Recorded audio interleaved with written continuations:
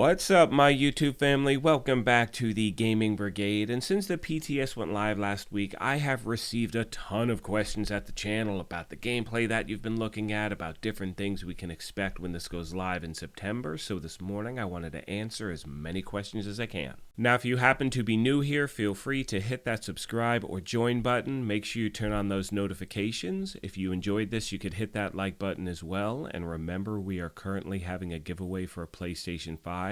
To enter, all you need to do is subscribe here or follow on Twitter, and the winner will be announced on October 2nd of this year. So there happen to be a lot of things to go over today, and we're just going to jump right into it. And the first thing I want to talk about are raid exclusive being in the general loot pool, and that is not the case. Now, I put out a video a few days back, and I showed you in that video as I was playing Countdown on normal, because as we all know, they're adding 3 new difficulties to Countdown. But as I was playing on normal, I was able to get the Ravenous, the Regulus, and the Eagle Bearer within 2 runs of Countdown, and as you know, we all know those are raid exclusive items. Now, to be clear, moving forward, that is just a bug that is happening in this phase of the PTS. And the game has already mentioned the fact that they're aware it's going on, and to be clear, there is no intent on putting those raid exclusive items into the general loot pool. So moving forward, I wanted to make sure that was clear, everybody knows, so that way there's no confusion whatsoever. Now, another thing a lot of you have mentioned is the fact that you cannot believe how many exotics are dropping in a round of Countdown. I mean, I had a video I put out the other day, I think 7 or 8 dropped within like 1 round. Now, to be clear, moving forward,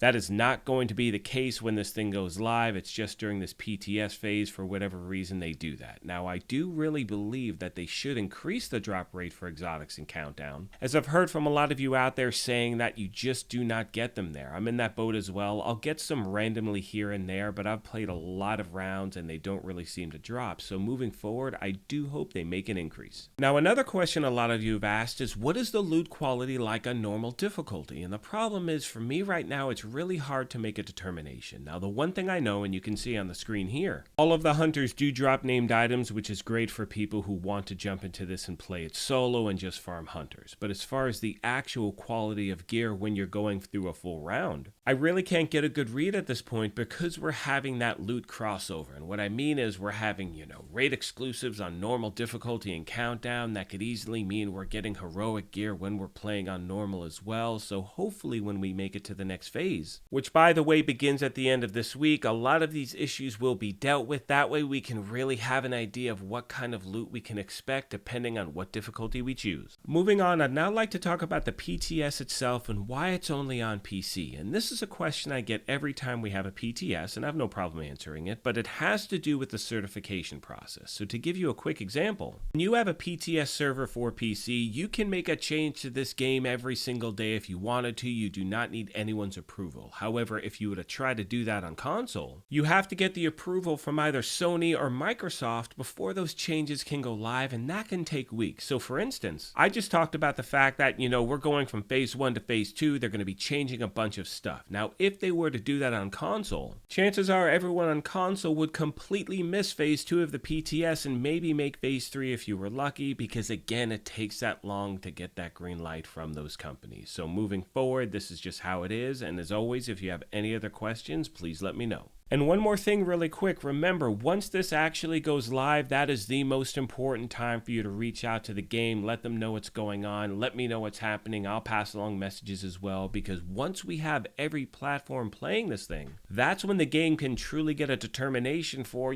how things are actually working. I mean, trust me, if they could have everyone testing this at once, they would, but unfortunately, PC is the most efficient way to do it. Last but not least today, my friends, I want to talk about the loot that you pick up when you're playing the PTS, as I still get a lot of messages from people saying, it's great you get to test it, but it's pretty unfair. You get all of these weapons right out of the gate and you get to use them when the game launches. My friends, your PTS character is completely separate from your main one. So here's how it works. What the game does is they take your main character on PC and they transfer it over to the PTS server. Now, in order to play the PTS, you have to download a completely different version of the game, and then you have one character that's available. Now, when you're in the PTS, you're playing, you're gaining shade levels, you're getting all this loot. None of that leaves the PTS server. So even if you get every new exotic in the game, you gain 1,000 shade levels over a week, whatever it is, none of that changes anything when it comes to your main character that you have in the actual version of the Division 2. So once again, to be clear, while it is a lot of fun to test this stuff out, none of this makes it back. So, everyone starts at the exact same point when this game goes live. And as always, if you have any other questions in regard to what, I've been talking about, PTS, farming, this, that, whatever, please let me know in the section down below. With all that being said, my friends, I'm going to start to wrap this up. I'm going to have a very busy week here at the channel. My goal is to put out at least a few videos a day with the PTS going on, talking about the different things we can expect, things that we like, things we dislike. So remember, your feedback here is paramount. Please let me know, anything that you're dealing with, let me know. And as always, I will get back to you as quick as I can.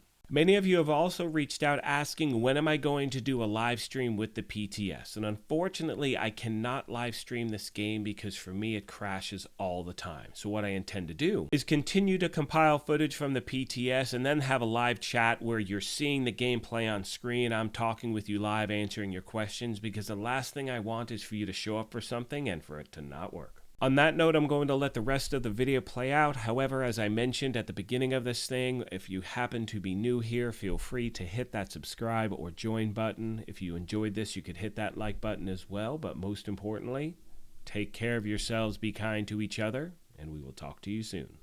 Thanks again, everyone.